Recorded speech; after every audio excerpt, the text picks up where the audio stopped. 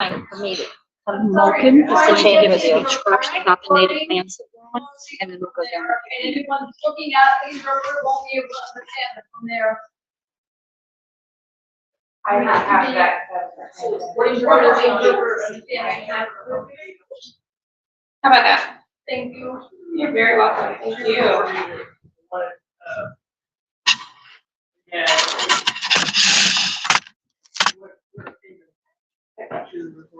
Oh, Mary's not here for notes. We're allowed to, okay.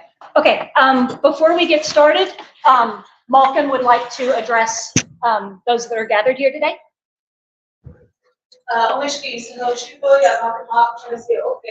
Ansteorra,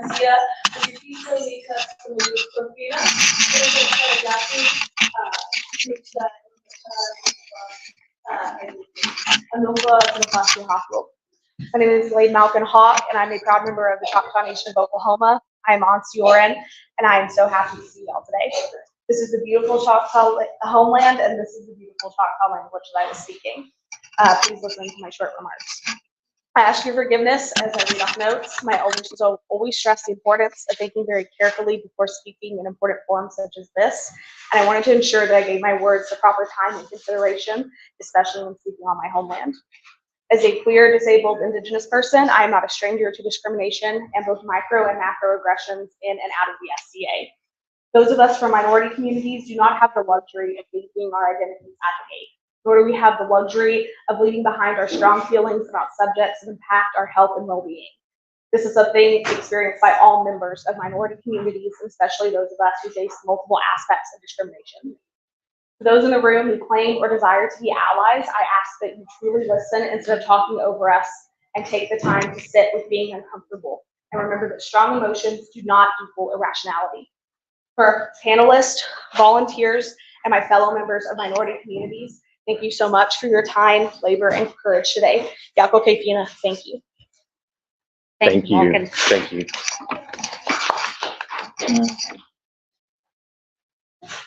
Just brief introductions. I will introduce myself and then we can move down the table so that each panelist can introduce themselves.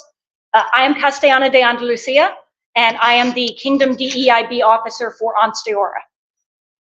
Okay. I am Astamari Zara Tesfaye. I was, I guess, the previous corporate DEIB officer, and I am out of the Midroom.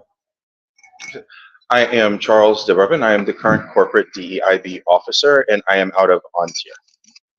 I am the Oluko Omekehibdegbegbon Oyo. I am the deputy Meridies DEIB officer, and I am the Gulf War DEIB officer. And I'm Marie Lamont. I'm the Trimaris DEIB officer. Thank you. So the goal of this listening session, I said panelists, but we're not so much panelists as we are open ears and open minds to listen to your stories. This is a safe place to tell your stories, to bring your questions, your concerns, solutions that have worked in your kingdoms or your local areas. So we are predominantly sitting up here listening to you. We want to hear your voices. And this discussion can cover any aspect of DEIB, diversity, inclusion, equity, and belonging. This can cover things like discrimination, accessibility for both physically and invisibly disabled folks, people with neurodivergent people, people of color, people in the LGBTQIA+ community. But I want to kind of instill here that DEIB is not just for marginalized communities. DEIB is for everyone. Our goal is to foster and maintain a more equitable, inclusive, and accessible SCA for everyone here. It's kind of a jarring start. Is there anyone here that would like to speak to the other people gathered here, to the panelists up here, and tell a story or an anecdote, ask a question, anything DEIB related. Yes, then, please. For folks that do, we have microphones so that folks who are on the stream can hear everyone. I have to stay by the camera, so I would love someone to help make sure that gets to people who are speaking.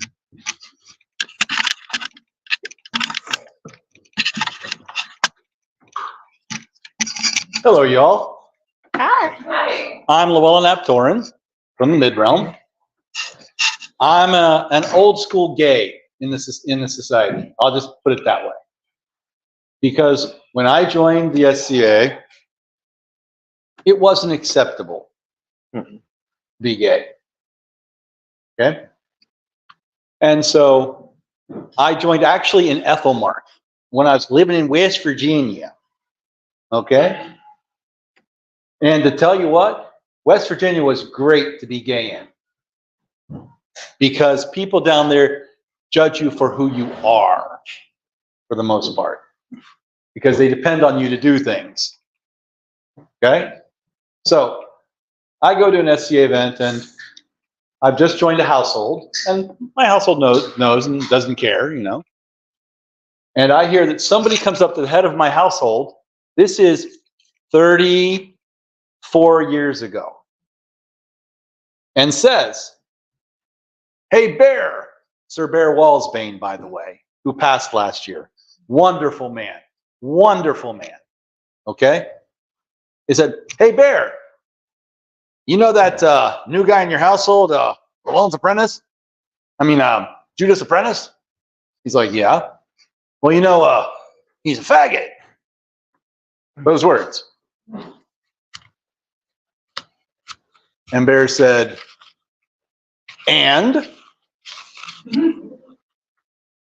This is 34 years ago. Okay? "What do you mean, and?" Bear went, "And? Oh, he's a faggot." Bear said, "Yeah, but he's my faggot." Okay? That taught me a lesson. That taught me to be an example, to never be ashamed of who you are, and to be out and open in the SCA. And over those 34 years, there's been tremendous change. Nothing's perfect, but there has been tremendous change. And I wanted to tell you all that story. And here's to Bear Walsbane. You're here. You're here.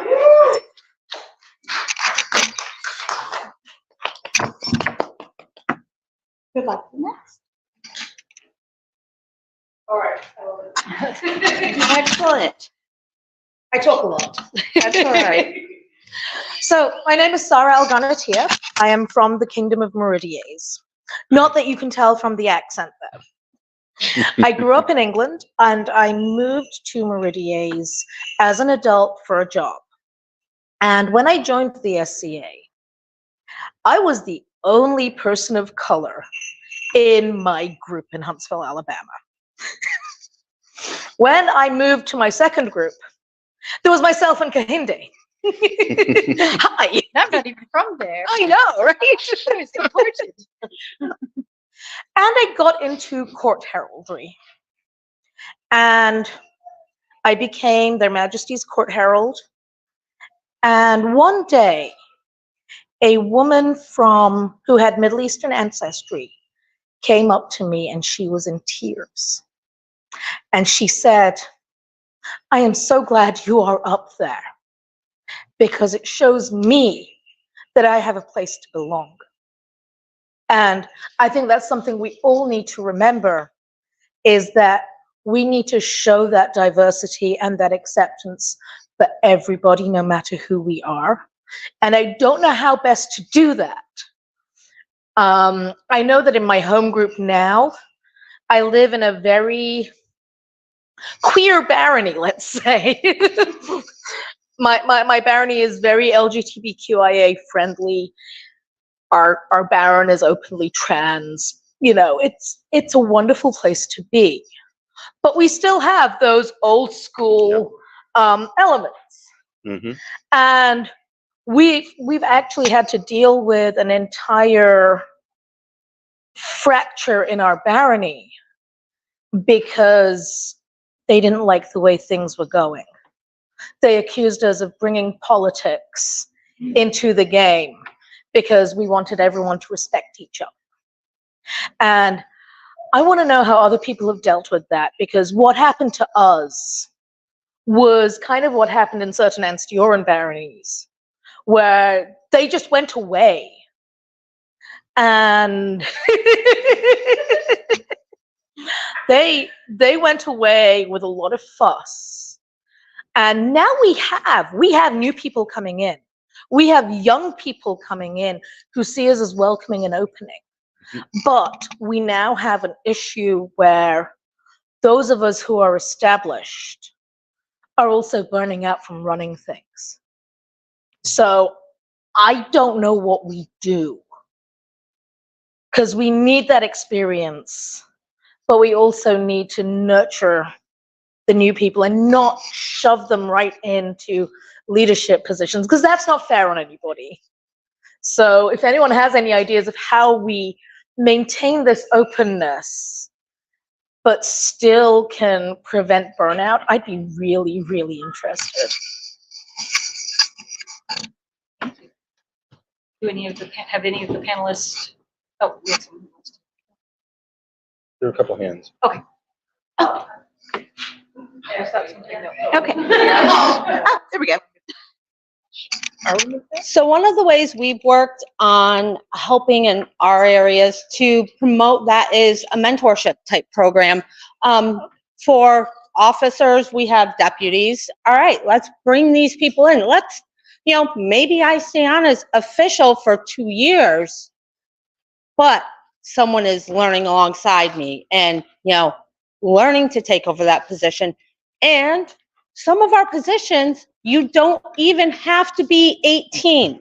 So, and as a deputy or an assistant, we have some amazing young people that are interested, are joining, and want to be involved. And they have a whole lot more energy than I do now. And so creating those mentorship programs and allowing them even as far as, legally, we have to be 18 offices. If you have them doing the start, and we have a person that can legally be there as doing all the steps right along with them, and making sure they're the ones that approve it and send it in, it's a great way to get these young people involved, because honestly, a lot of the young people, after the past 5 years that we've all gone through, they've grown up. Some of them have grown up way too fast. And they are ready, though, to take on a lot of these mantles that there are some people that don't want to accept just because of age. So that's one of the ways that we help with that and help get involved with that. If you actually don't mind, I have a little bit of a statement on this.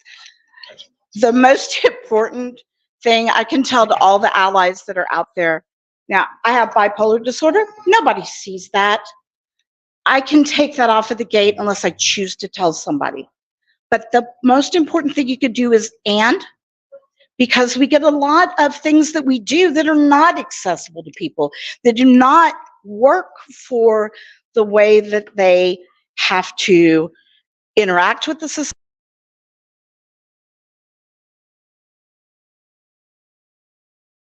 I just need to adjust. And is the answer. We've always done that way. And does anybody going to die if we change it just a little bit? I'm actually the King and S minister for Ansteorra, and we had a lot of artisans walking away because of neurodivergency. There were lots of issues with the way that we ran these competitions that kept people from fully participating. And I think the most important thing for people who have been established, I've been in the society 32 years, is to always listen and ask. You look uncomfortable. What can we do to make that better? We did chalkboards for people at our kind of display event because we had people sitting at a table all day. I'm sorry, I'm an old lady. I've got to eventually get up and go to the bathroom. And that wasn't even kind of an allowed thing. So we put these chalkboards out and said, okay, if you need to go to the quiet room, it's 1 o'clock, right? You're coming back at 2. It cost me $20 to buy chalkboards. We fixed the problem for so many people. And I had more than half of the people that showed up at that event had never done it because they couldn't before. So, challenge to the allies, always use that word "and."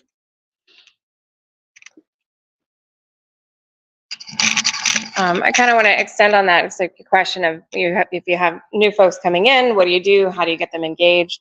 I am Hersakona Colfina, Baroness of Bringolad in Ansteorra, and I'm not speaking of my barony, but rather one of my cousin baronies in Ansteorra, which is the barony of the Steppes. And they very deliberately, over the past couple of years, have taken an approach of, and it's more than just what I'm going to mention, but they, for their new folks that are coming in, their approach has been, if a newcomer says, "Can we try this?" The answer is yes. Yes. The answer is yes, and they say, "Yeah, let's try it. Let me give you the tools you need. Go have fun. Go try it." And if it works, great. And if it doesn't work, they say, "Okay, cool. We tried it. Let's try something else now." And that they have just infused their populace with that attitude, and the growth that we have seen in that group over the last couple of years is absolutely inspiring.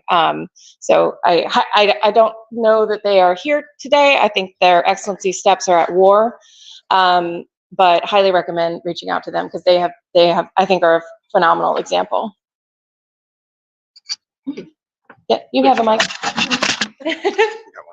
So I'd actually like to address this myself, and that was a perfect segue. So thank you. Like, you couldn't have set it up more beautifully, because there are a couple of, not more than a couple. There's 4 groups in the SCA right now that are sort of case studies for me, and they're in different locations, different political climates, but they're groups that are aggressively leaning into inclusion, like I would say radically leaning into inclusion and belonging. Steppes is one of them. That's why I would, like, you set it up perfectly, because what we're seeing, and they're collecting data for me right now, is there's been this radical, push for, inclusion, and there are definitely folks who left in a huff, and that hurts your numbers, right? And we have to worry about, because we got to pay the bills. But what we found out is not too long after, that was replaced with new, vibrant energy. However, that's the inclusion part, folks. Belonging is how we get people to stay. And that's where what we always have done, that's how we keep people from wanting to jump in and being in and stay, right? Like, we make them feel included, they see it, they come in, but they don't stay, because we don't make them feel like they belong. Because the minute you have an idea, it's not what we've always done. Doesn't matter where you are on the allyship spectrum, that's a completely different topic. We're all committed to tradition. Every one of us probably is guilty at some point of going, yeah, well, what we've always done. But we have to remember that there's 2 parts, right? Making people feel included is one, but making them feel like they belong is how we get them to stay. And the biggest way to do that is not making them feel like their contributions aren't valuable and their perspectives aren't valuable. Because here's the thing, the SCA in 50 years isn't going to look like the SCA 50 years ago. And the people who are going to help us redefine this are these youth. And the best thing we can do is listen. I have a group of young people that I surround myself with, and I sometimes I don't understand the language, I don't speak it, but they keep it real. Listening, that's how, like, listening and saying yes, and that, in my opinion, that's my philosophy. That's how we should be approaching it. And I'm using, like, these case studies to actually collect data. on the fact that we are seeing actual measurable like replacement of attrition. Like we're seeing our numbers grow in spaces where we wouldn't think we would see our numbers growing. I mean, aggressively going after inclusion in Texas, you wouldn't think like, oh, well, the group's going to grow massively. Yes, it actually will, because these places in these locations, those safe spaces are desperately needed. So when you're being out there and you're being radically inclusive, like you're going to grow because there are people out there who are desperate to find these safe spaces. And it was just like Lou was sharing, the SCA in many forms has been a safe space for a very long time. Even before we knew the language of safe spaces, of brave spaces, like I was given this, I came out in the SCA. I was given the space to feel safe. You know, it looks differently now because we understand identity differently now. But what safe and what brave looks like hasn't changed. And, you know, and I think we have to listen again to, you know, the people who are coming in and sharing their knowledge, sharing their opinions, because you know what, in 40 years, I'm probably not going to be here, but they will be. So it probably ought to listen. So that's my thoughts on it. I know you had some thoughts as well. This is actually probably much more specific and much less fun. So this is my warning to you. So I do think that one of the really big positives that we have is our community. But I think because we have this vibrant community that sometimes we forget to write things down. So like, it's very difficult and exhausting to step into new positions when you don't have kind of the basics of information that you need to take it and make it your own. And it's very good that we're learning how to hold space for people. But I think we need to do a better job of empowering people to then step into and occupy that space successfully. And what that means is that we need to stop gatekeeping information. So what that can look like in an accessible way is creating training programs for the different positions, the different things like event stewards or feast stewards. Take your peers who are knowledgeable, take your people who have done it forever, take the people in those positions and have them either write up a guide, record it so that people can listen to it in kind of bite-sized things, right? For marshals, I always encourage people to do short videos. Here's 30 seconds about how we inspect helmets so that someone can just click it, like make it easy for people to do the job, and it won't be so difficult to find people who are willing to do it. So it's not as fun, right? I'm encouraging better documentation and training programs, but I think it's very important. So I'm actually going to do a face palm on that, because when I was principal herald of Meridies,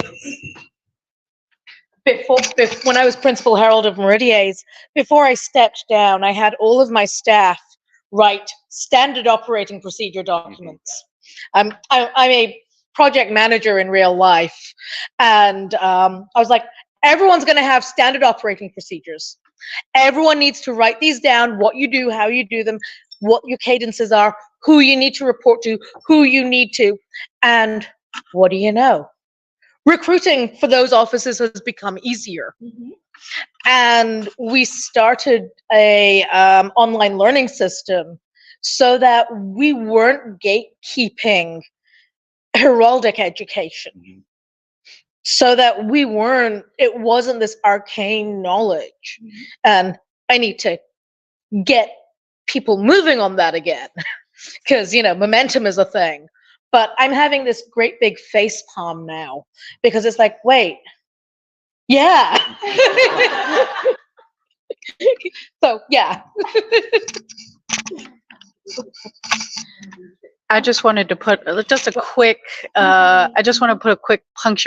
punctuation mark on that because I know you saw my Facebook post. Yes, we do need better succession documentation, and in the interim, we should talk more about nearby and local groups and how they can supplement event staff and things like that, especially because a lot of that burnout comes from those last minute event staff things. See if we can get local groups in start supplementing event staff so that all of that documentation can get drafted up for those officer handoffs. This just isn't a local issue. No. Okay, we need to take it all the way up to the board, because having served on that peerage committee for 8 years and watching the complete dissolution of institutional memory over 3 complete changes of the board, when we kept talking about that, it is a problem all the way up the flagpole. It's not just local.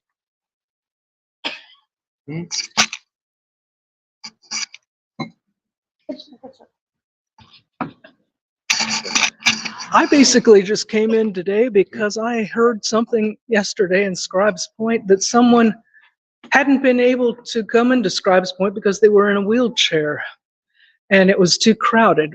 And I was like, I would have made people move. But, and just like right here, this nice lady came in and the chairs were in the way of the only way in. So just being aware, I think. And that's. Oh, okay. Yeah. But that's why I'm here.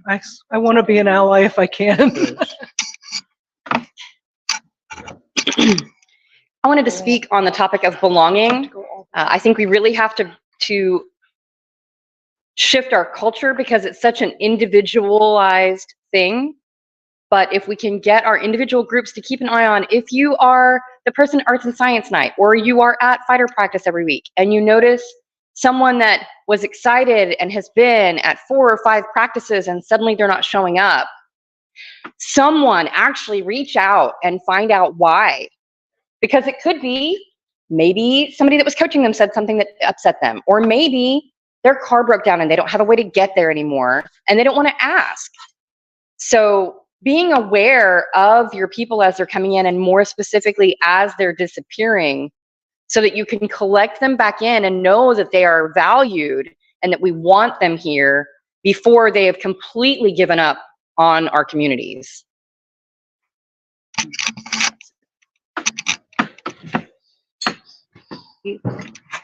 Okay, I've tried to keep who's in what order.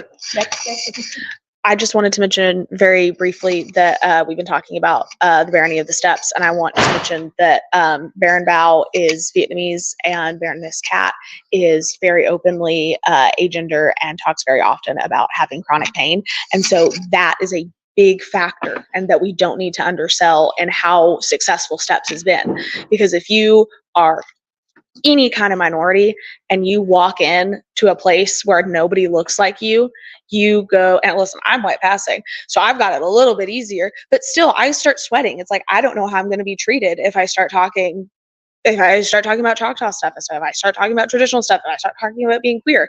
But if I walk in and the people in charge are people who look like me, then I go, okay, this is pretty, it'll be pretty good. So I don't think there's any rules in here, but I think we need to have a lot more empowering of people of color and disabled people to take up big positions like that, to be visible. And we need to support those people while they do it, because you're going to get crap for it because you are a minority. And like, listen, I accepted a deputy job and immediately got hate comments on Facebook within about 10 minutes of it being posted. How long was that? About 10. Yeah.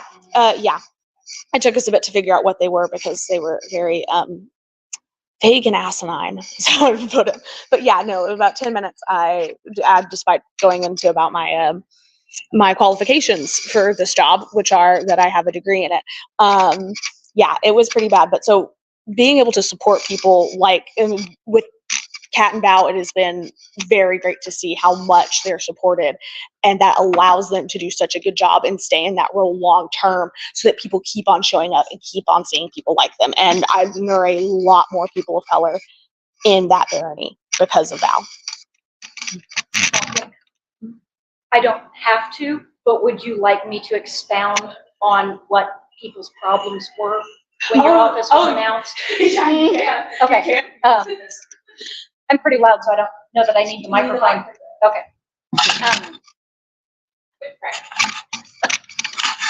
So there are, in the ANS community in Ansteorra, there are different heads of culture-focused research groups.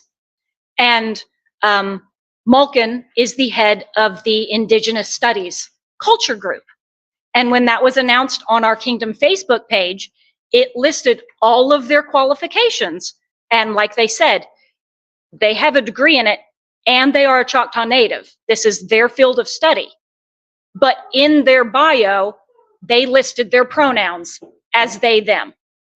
And the people who got online and started attacking them, it wasn't about their office, it wasn't about their qualifications, it was about bringing politics into the SCA because they put their pronouns in their bio. Oh, yeah. I like people flip tables in the comments. Yeah. Just so you know, I had a very similar experience when I listed my pronouns ahead of a spring crown list. People were very supportive in Meridies, but there were a few open, very interesting voices that are no longer there, that weren't very excited about the idea of an agender consort.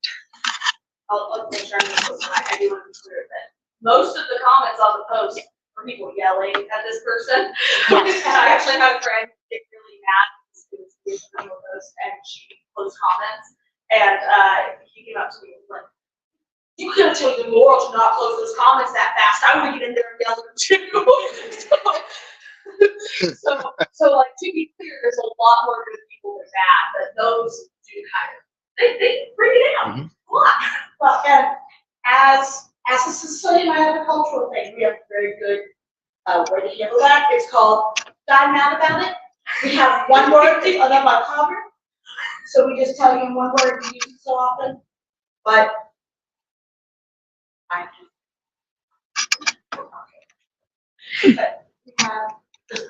So, I actually went through a professional training with the U.S. Chamber of Commerce, and one part of this training was actually having some specialists on DEI come in.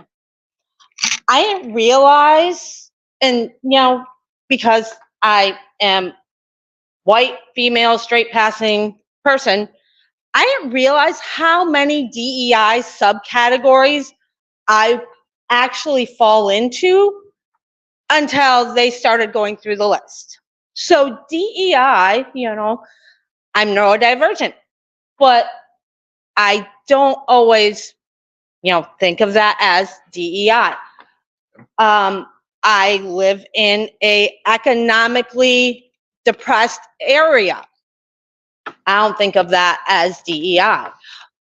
So I think part of what we also need to remember is, you mentioned, if someone doesn't show up because the car breaks down and they may not have, the funds to fix the car, well, that falls under our diversity by federal regulation also, if they are economically disadvantaged.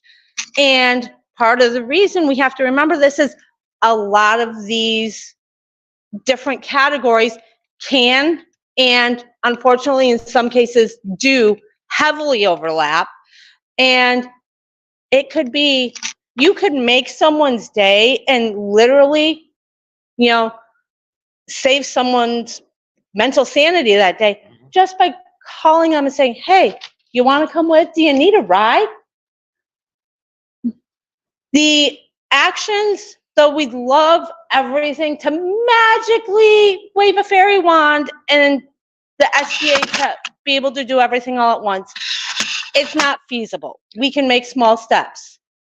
What we can do overnight, though, is control our own actions. We can be that hand that overnight makes a phone call, says, "Hey, you know what? You want to come to this with me?" And outstretches that hand. We can be the person that I've told many people, I have an attitude and I'm the passing person. I don't have to face this fight every day.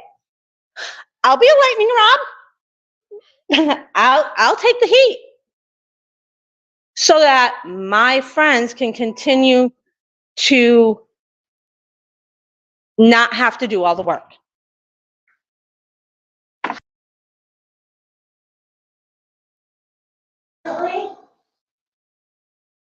It does hurt me because I've seen a lot of hostility this war, more than I have any other year here since I started coming here, Gulf NATO.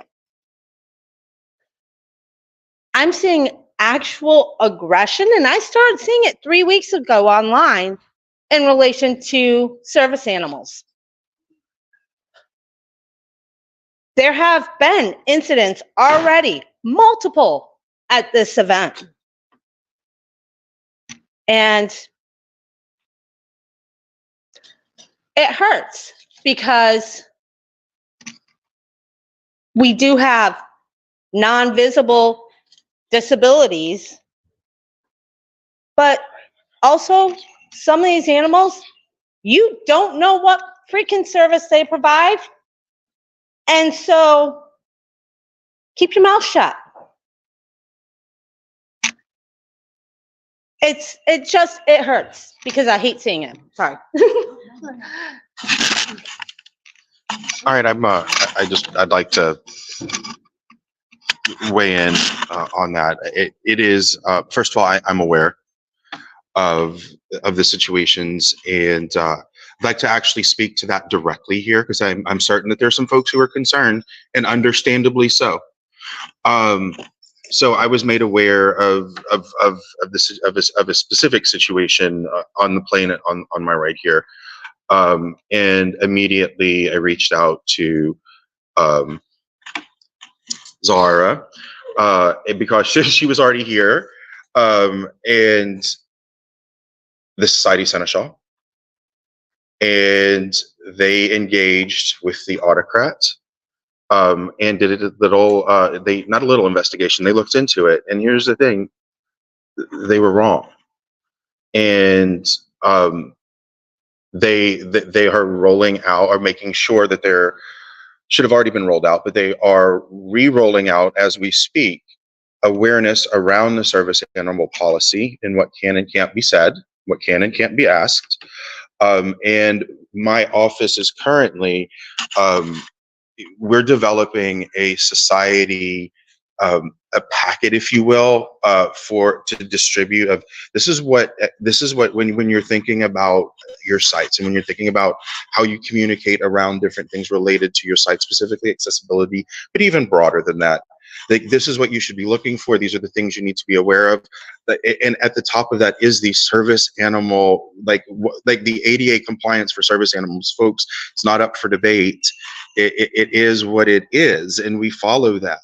And so in this situation, specifically, the staff is being re-educated.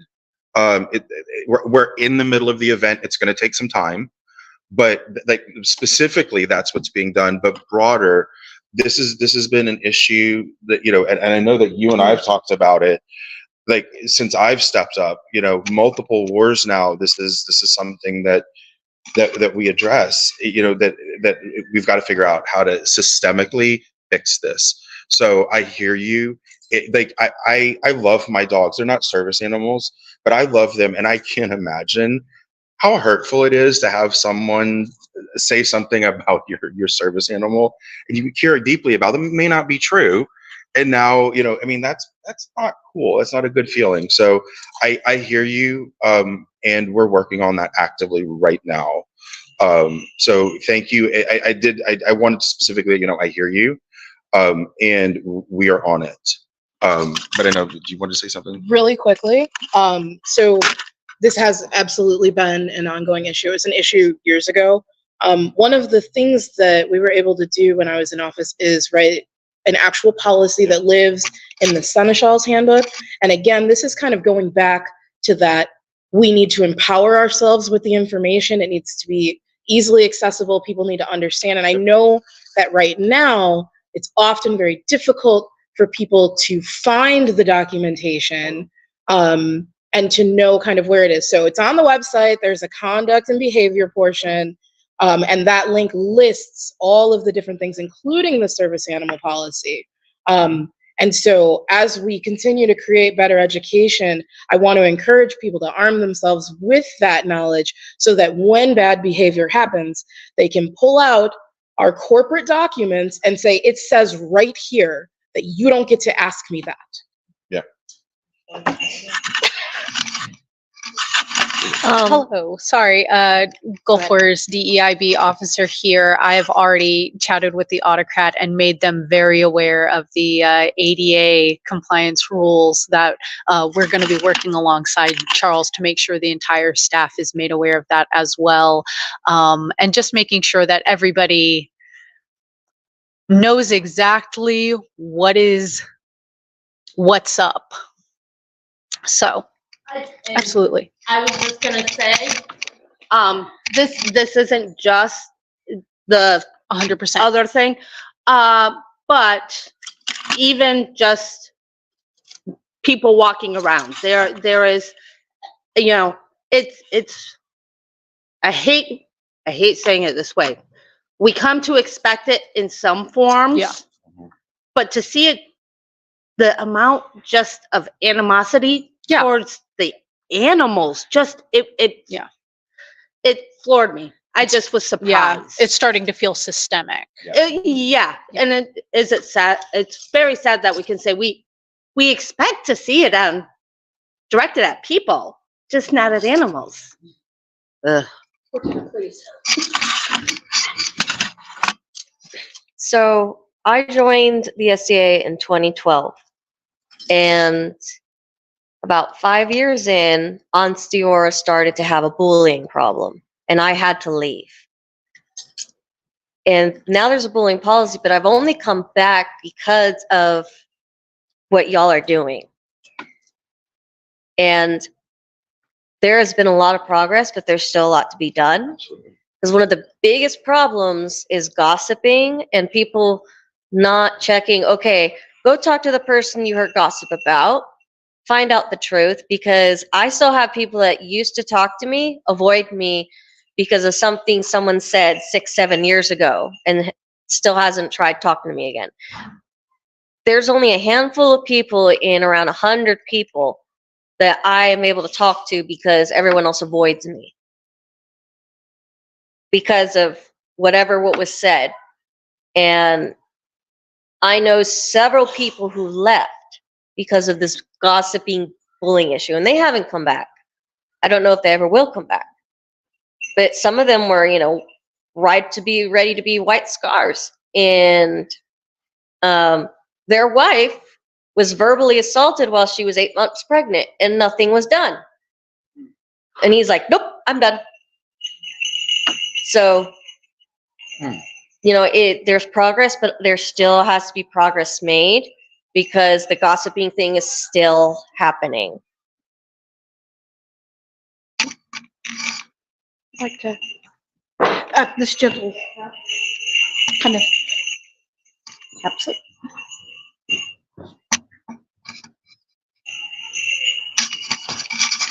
Hey everybody, how y'all doing? Thank you for coming up. I am, my mundane name is Lex, and as a little bit of a soapbox, I prefer to use my real name in the SCA due to how we treat identities here. So in the SCA, I use the name Karima. But even then, because I'm still learning about the Hausa people, about the Hausa culture, I wouldn't even know how to say my persona's real name. And if I can't get it right, who can I expect to get it right? What I hear, I say that to say, I hear identity is really important, but even more than identity, safety. How do we agree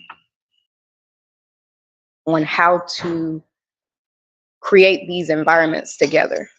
So what I hear is, I feel this way, I want these things.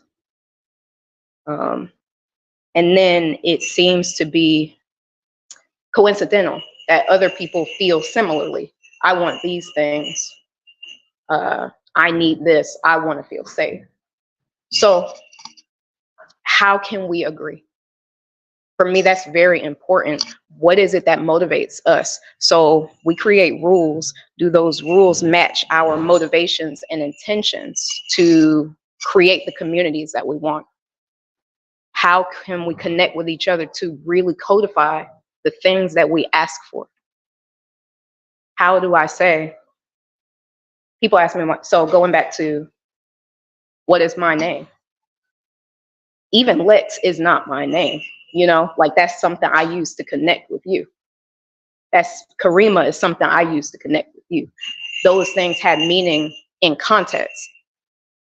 How do we reflect the SCA? How do we reflect our territories? These things are really important to me. They give shape to every other place. For me personally, I have a selfish desire to really bolster Meridies' West African presence. I love that. Because I look around at my community where I'm from, and I know all the West African personas that could be there that are not. And why are they not? Why does the SCA not want to join the community? Why do they protect their own, but then we can't agree on what the community is?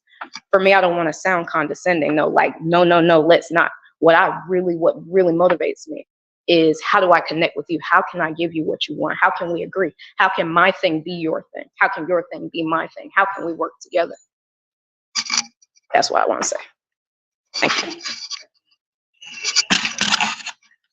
Anybody next? Oh, so Go ahead. I could not agree more with what you are raising. And I want to kind of touch on something that I think is related, which is in the SCA, we look around at who we're with and we ask them what they need, and we're doing a lot better there. And what I want to encourage people to do is to look around and see who is not there and could be. And ask yourself why there's not, right? There is, I'm in the middle, we have Chicago in the middle. Chicago should be a very large, very diverse group if it reflected in any way the modern community that it covers, and it's not. And there's reasons why it's not. And when people come to me, usually they'll ask about things like, well, how do we recruit more people of color? And I say, how do you even do demos? And they say, we go to German Fest every year.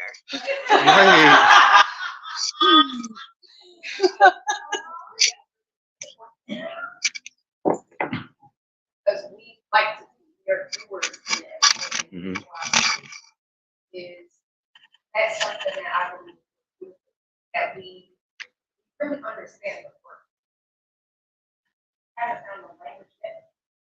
But I can be wrong. Tell other people why we like it. But it does show when that isn't reflected in our community. I would love to have that thing. Atlanta's not. Even the SBA Atlanta. Why? Where are we? Are we? I look around and I see a lot of people, like people that want to have their goals, you know, and they fight for that. But yeah, when we talk about what we need in our community, who are our leaders? Why do we let trying to do that work? Hold those offices. Why do they not look at their community? That's frustrating. Does it match those things that we want? Oh, that's, you know, that's my Laura, but they don't claim me. So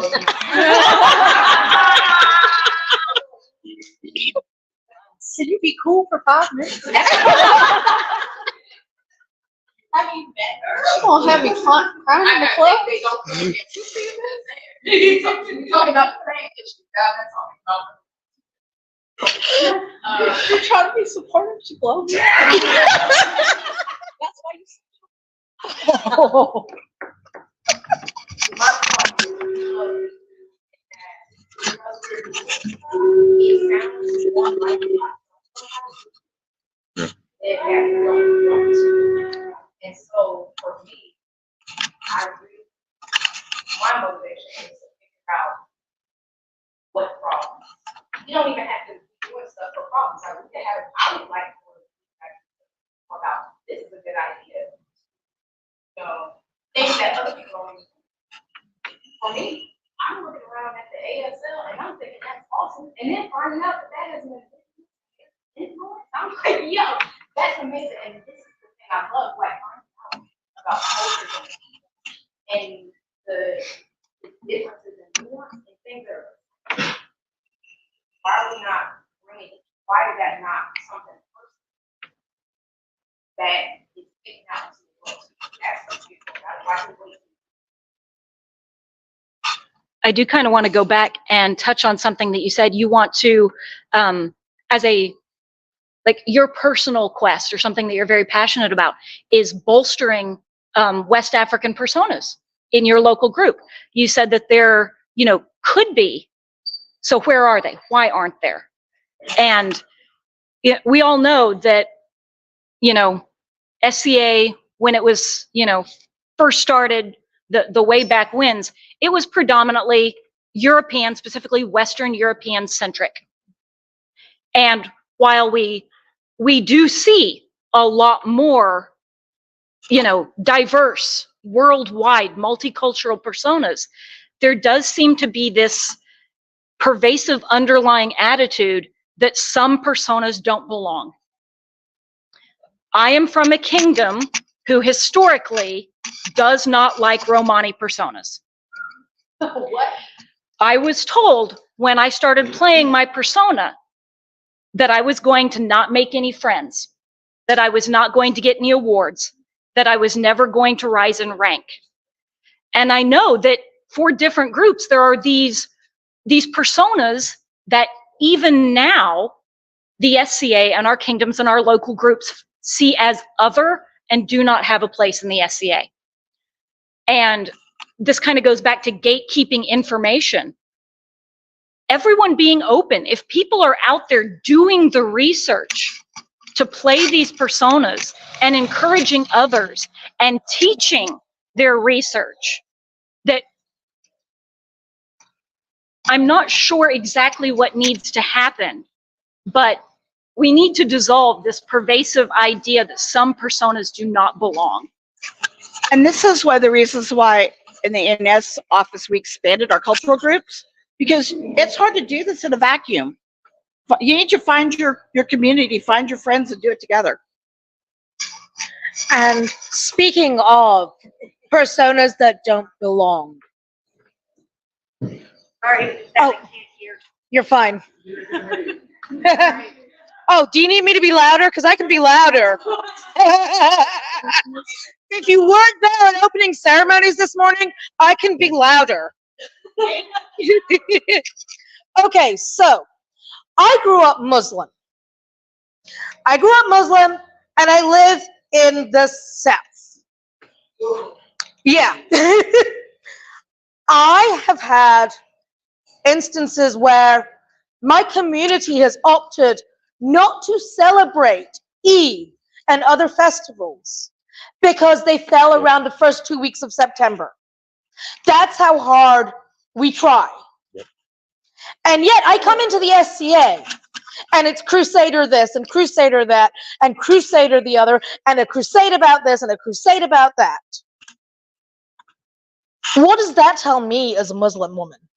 Mm-hmm. It says very clearly, you do not belong here. And while we're trying to recreate history, I feel like that is another way of that very, not even subtle, but it's just very much, if you're not white European, you don't belong. And I have had to have a lot of very hard conversations with people about this is exactly what was going on. And it mainly falls on deaf ears. Because what I get is, oh, it's just a bit of fun. Or, oh, well, you know, yeah, we're calling it a crusade, but it's really about, you know, I'm like, well, can we not use the word? The choice of language that we use is so intentional and make so much difference.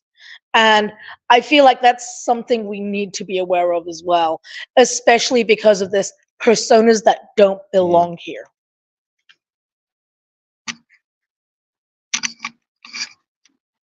All right. You raised your hand slightly before? Yeah.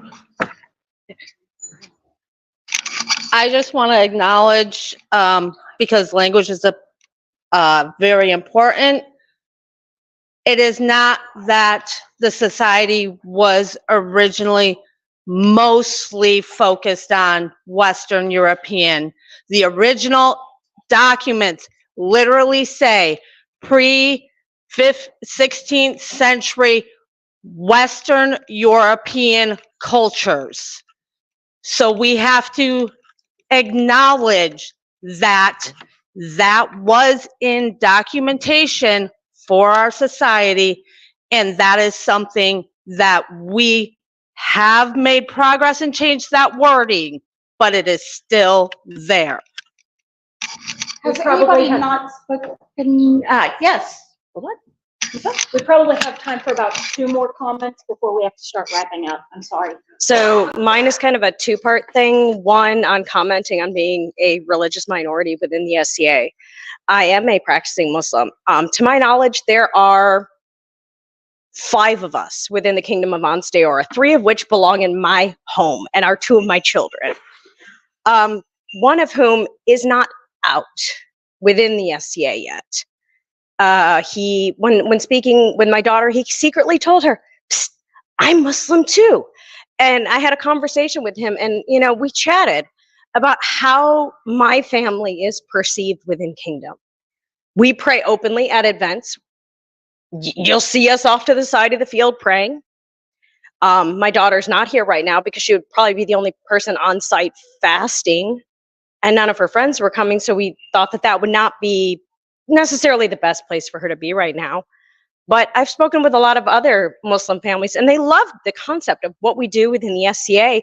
And so many people are intrigued by different projects I've done, and they're like, "Oh my gosh, this is so cool." And as much as I tell them there is space for you, they're hesitant, partially because of the pervasive use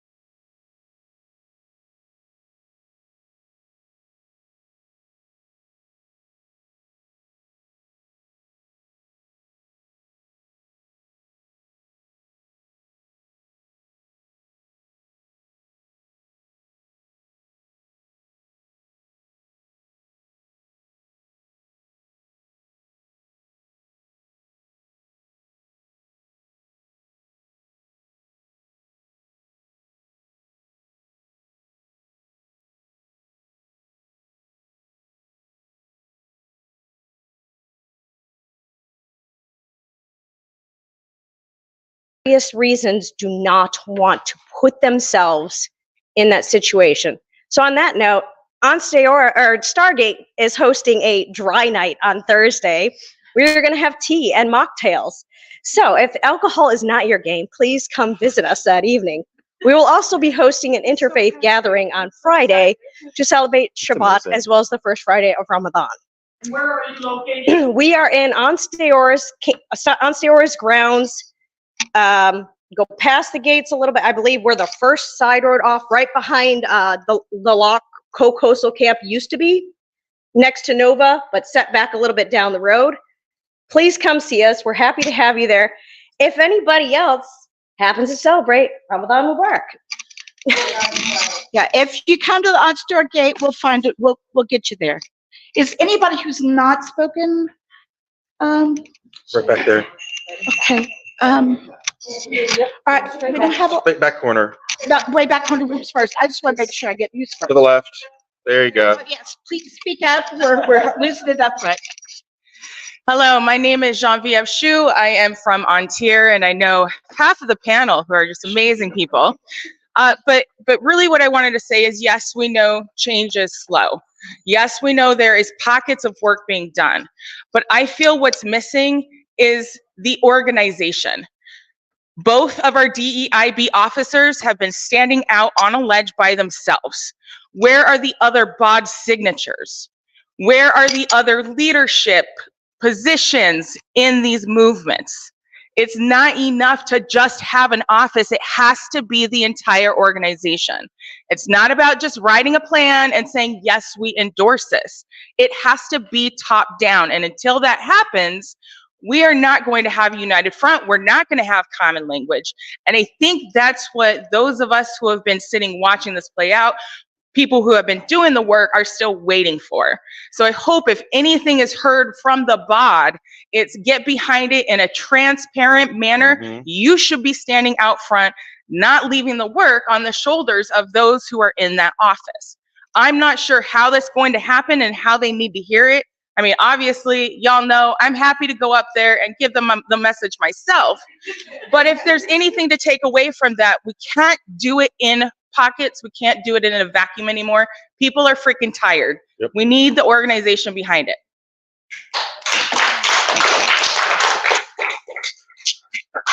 We have one more comment here, and then unfortunately, that is all the time we have. I'm from Ansteorra, those of you who know me. And my problem is I'm deaf almost. So I need all of you to talk up. But my thing is I'm in a wheelchair, not a wheelchair, but a cart. And the only bad experience I've ever had was at Penzic. And 4 people jumped in and were like, that's not right. And told that lady, bah! And I felt a lot better because I rolled into a class and I could not get into the class, so I was on the edge. And she turned and looked at me and she said, you need to get that out of here, you're bothering us. And I'm like, woo? She said, when I get to that age, I just won't come. And I said, I hope you get that way soon. I was a bitch. But anyway, also I wanted to say that I'm a head of an organization that does service, and we've always been open to everybody and every culture. I'm a Mongol, 8th century, so I understand that. And I've been in since year 11, so I've always pushed. I've always had people of every religion, every walk of life, and either, trans or whatever in my household, still do. And always will. We've always made everybody welcome. And I think that's important, making people welcome.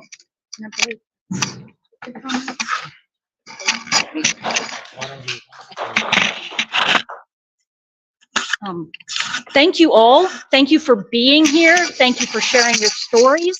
I really enjoyed the fact that one person would stand up and tell a story and ask a question, and then other people out here amongst you would have an answer, something that worked in your group.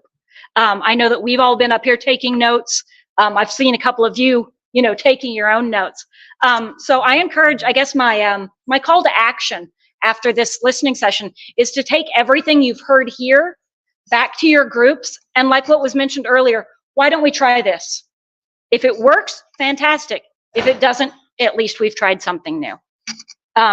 So thank you all for being here. Thank you all, my fellow DEIB officers and panelists. Thank you for being here.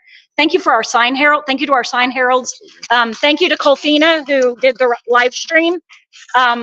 There is plenty of food in the back, snacks and whatnot. Please take your ease, have some refreshments, and again, thank you all so, so much.